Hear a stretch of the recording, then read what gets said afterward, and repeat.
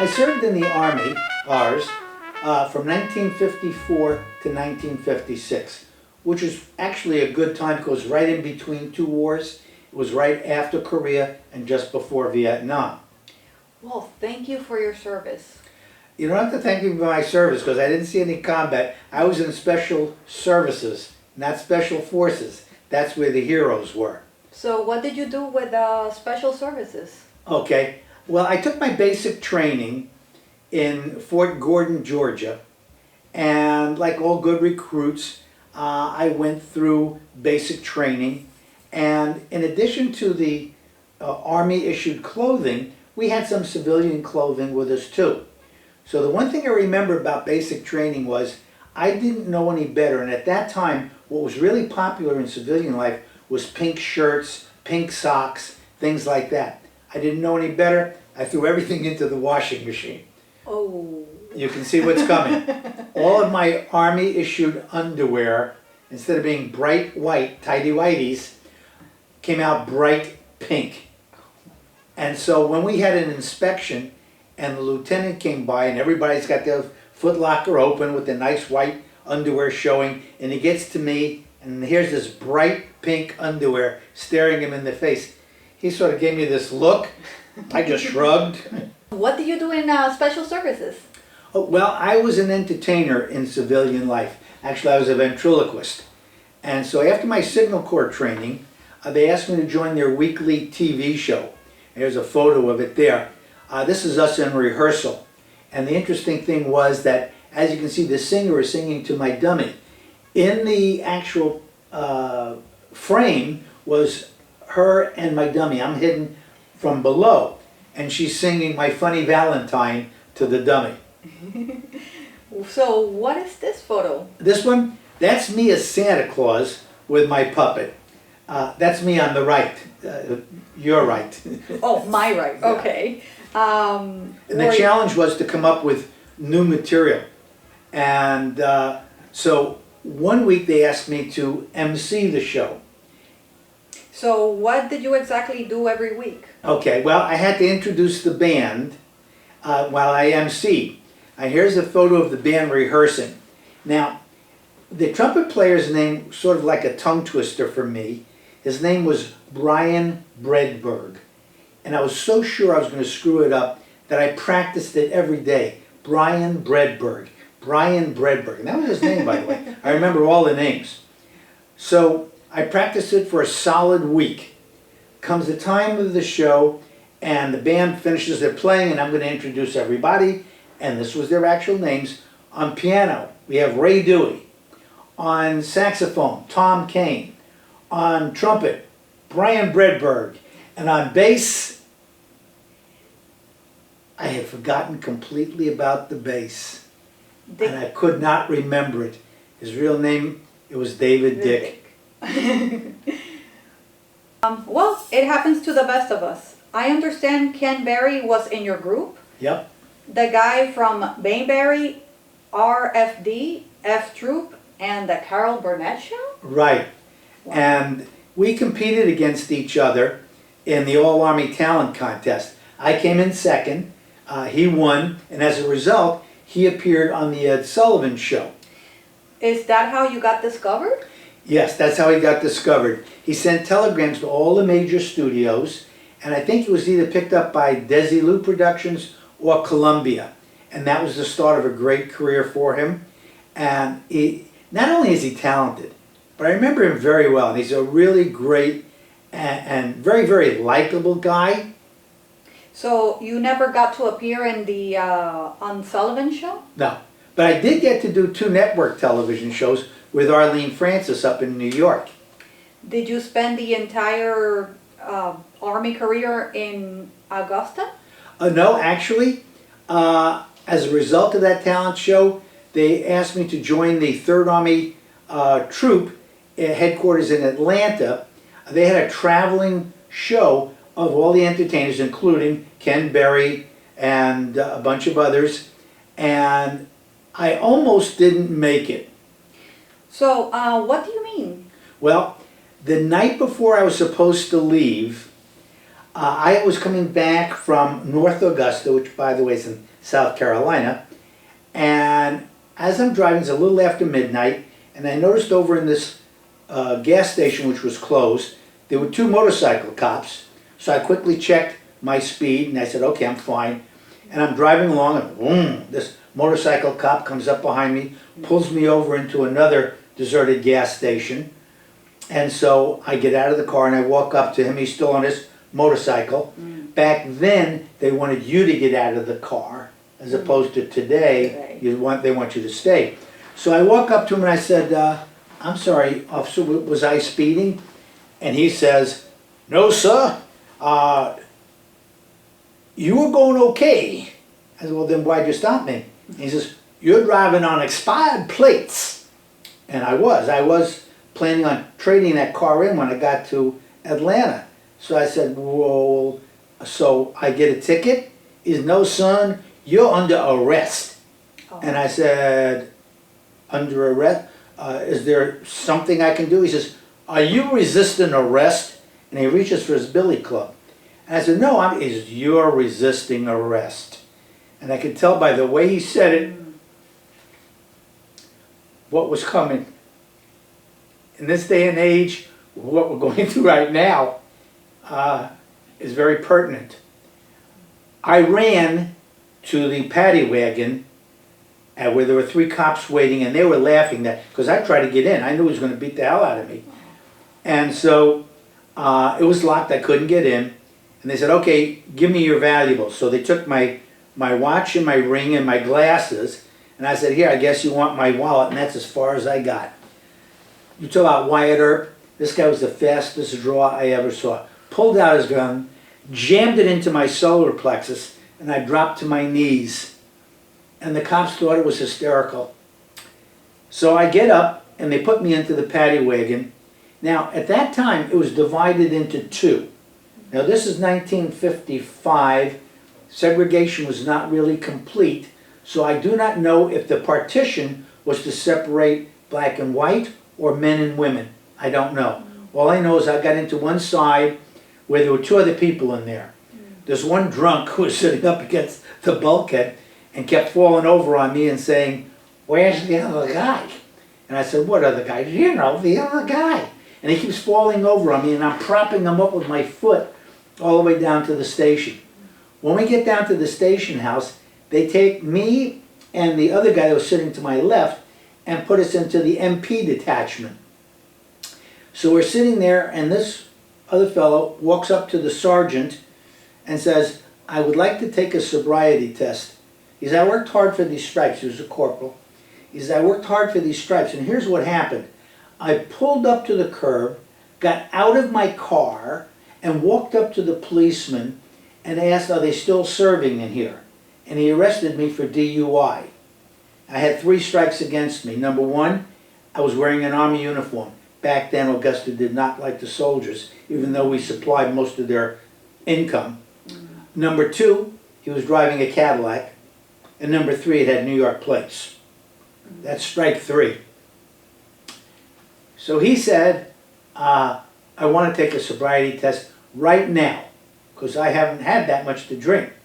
And I don't know what happened to him, because about that time they came and got me and said, we decided yours is a state offense, and therefore you don't come under the Army jurisdiction. So now they're booking me, and I asked the guy booking me, who was taking all my valuables, what do I do? Remember, I'm actually AWOL, because I forgot to sign out, and I'm supposed to leave tomorrow, the next day, for Atlanta, Georgia. So the guy that was taking everything behind the little bars was pretty nice to me. He says, you're allowed 1 phone call.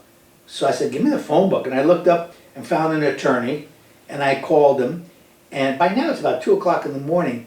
And so he says, okay, I'll be down in the morning to get you. I said, no, you got to come down now, because I need to get out of here and get back to the base.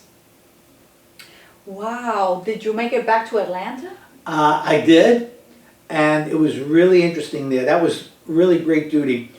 We had a 3-star general who loved special services, loved entertainers, and loved baseball players. Anyone famous?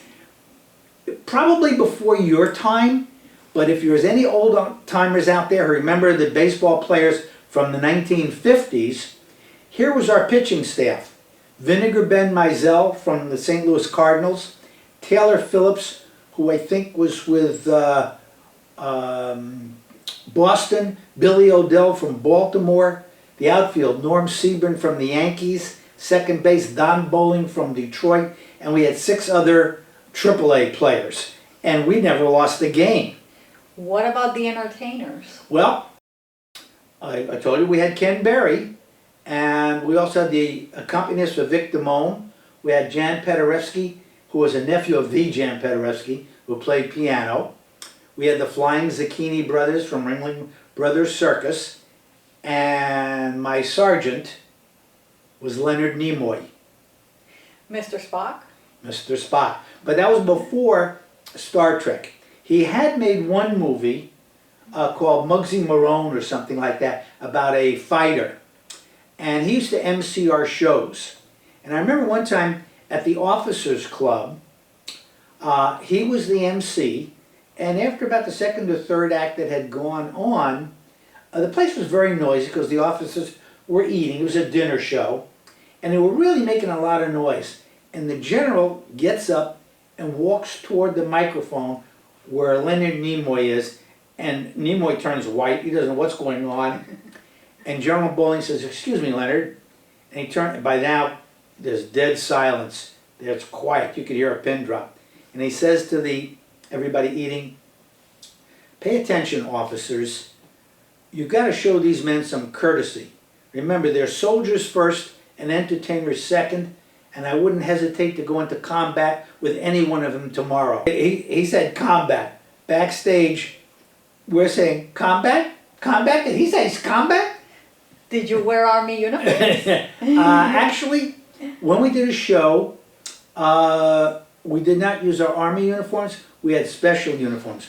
We had midnight blue tuxedos with a plaid cummerbund and a plaid bow tie and a Third Army patch on the pocket to make it official. Is that important? Yes, it is. Because you notice my puppet is wearing a real Army uniform. And I'll tell you why. After one of the shows at the Officers Club, we went off post to this bar. And as Jan Paderewski, the piano player, sat down and started playing, just for his own enjoyment, the bartender sends him over a beer. So our singer gets up and he says, "What the heck?" He starts singing the song. Bartender serves them a beer. So we started putting on our whole act, because here we did it for nothing, now we're getting beers. So I went out to the car and I get my dummy. My dummy, of course, is the only one wearing an Army uniform, as you can see in the photo. So as we're going through this, one by one, all of the guys in the show are hitting on this girl sitting at the bar. Very attractive, and she's turning them all down. I mean, nobody is getting anywhere. When I finish my act with the dummy, we get off and she goes, "Okay, come over," and she starts talking to the dummy. And we're having a nice conversation, and I'm thinking, "Hey, how about this? You know, all these other guys, Ken Berry, all these guys failed. I'm the one she's talking to." And so she says to the dummy, this is true, she says to the dummy, "Would you like to come back to my place with me?" And I'm thinking, "Oh, ho, ho, ho." And the dummy says to her real cute, like, "Can he come too?" And she looks at me for the first time and says, "No, no, no, no, just you." And she was dead serious. Okay, what it was, I found out from Paderewski, who did take her home, that she had been married to a soldier and belonged to some of the clubs on post, but now she was divorced. And she wanted to marry another soldier. Now we're all in our tuxedos. The only one in uniform was my dummy. I'll bet you have a lot of stories about your time in the Army. Yeah, I do.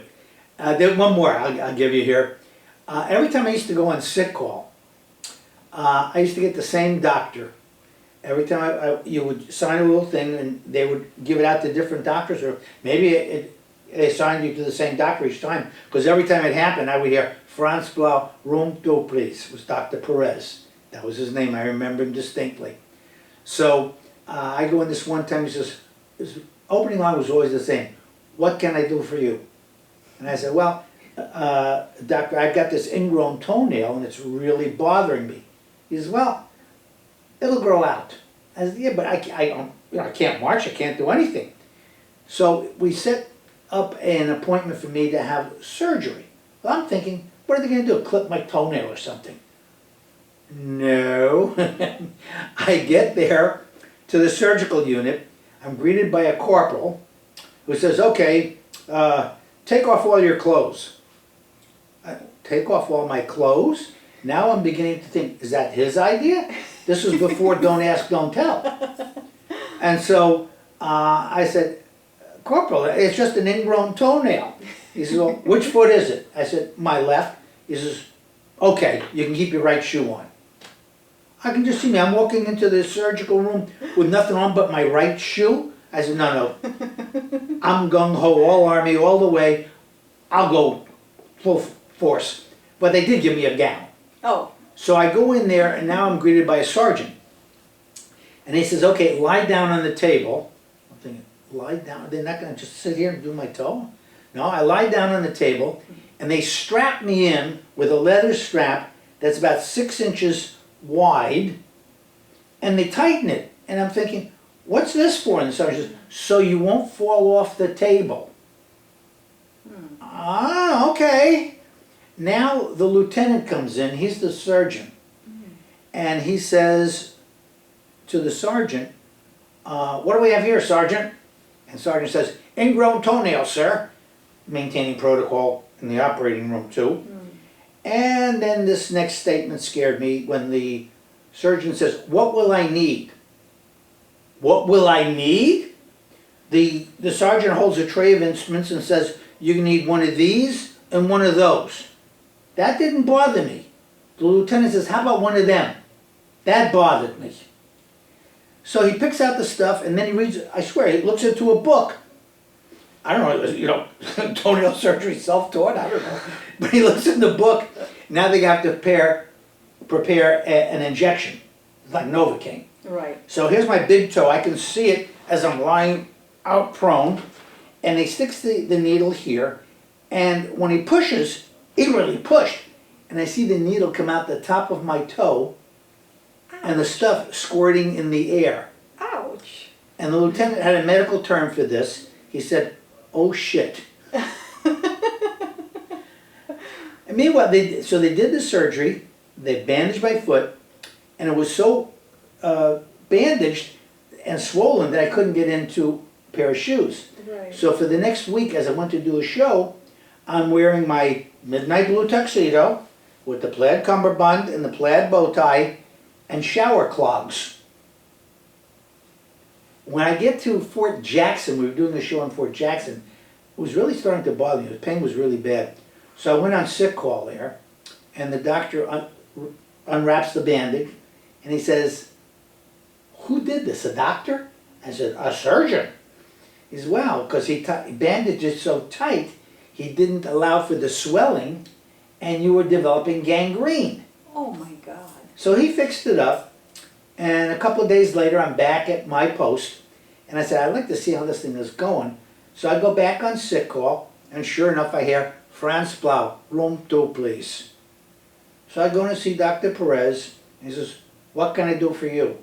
I said, well, you may not remember, but I had a surgery for an ingrown toenail, and I'd like you to take a look at it. He says, does it hurt? I said, no, it's all right. And he signs my slip. I said, would you take a look at it? Does it hurt? I said, no, but take a look at it. All right, let me take a look at it. So I take off my shoes. He says, it looks fine. I said, I don't have my socks off yet. I didn't. And on the next chapter? And on to the next chapter, life is a gamble.